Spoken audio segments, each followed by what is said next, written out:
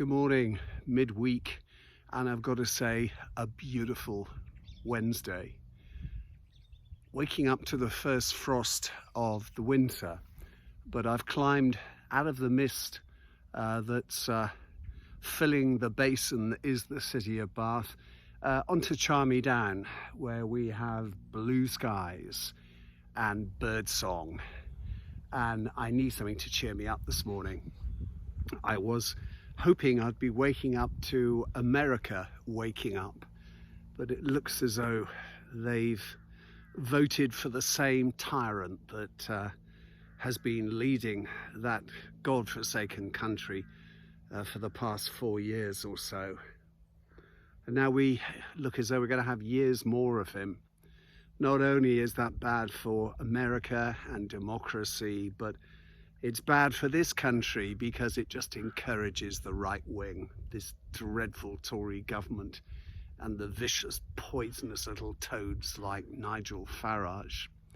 Okay, so you know which side of the political coloured spectrum I'm sitting on.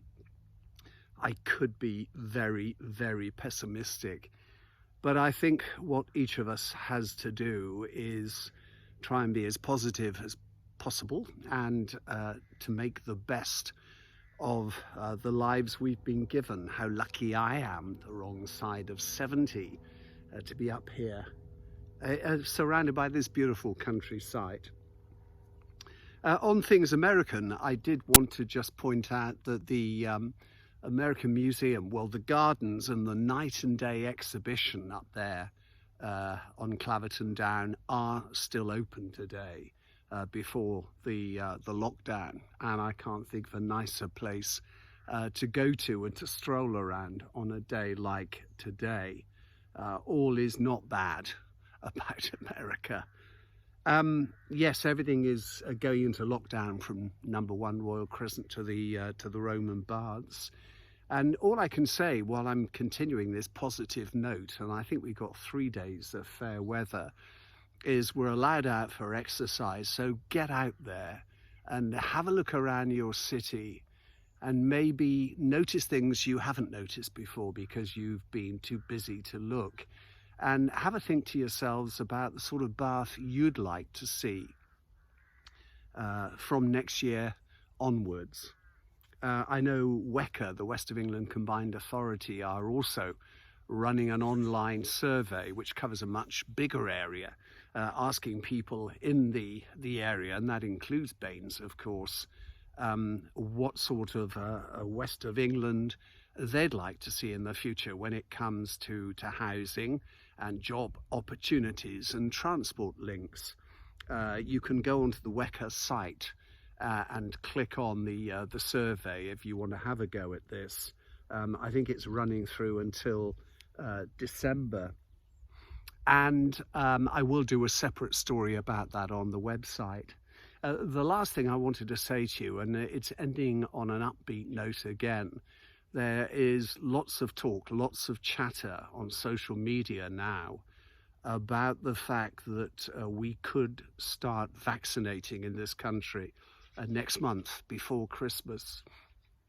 And I think we'll be talking about frontline workers. And I read somewhere those who are 85 and older.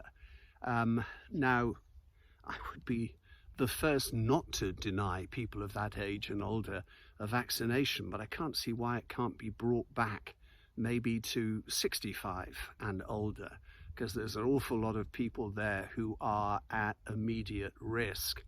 I think there's also a lot of talk, a lot of discussion underway about how the vaccination program will be rolled out. Will there be one centre set up in Bath that we all queue? Will there be mobile units? Will it be administered through a doctor's surgery or through a hospital like the RUH? Personally, I think GPs would be completely overwhelmed, especially bearing in mind that I think a lot are struggling to provide enough flu vaccine for those who are eligible this year. So cling on to that little chink of light that December is only next month, and it could be the beginnings of a real positive fight back. So let's go through this lockdown. Let's do as we're told. Let's see if we can bring that R number down, the rate of infection. Looking forward to the best Christmas present any of us could have, and that's a vaccine.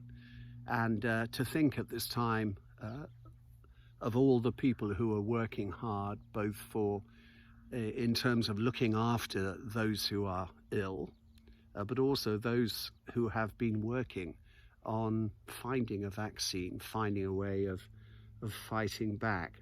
So there we are, and ending on an upbeat note.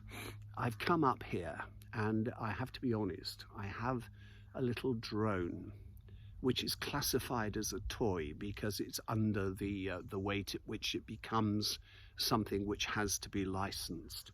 So with no witnesses, I'm going to try and get the beast in the air.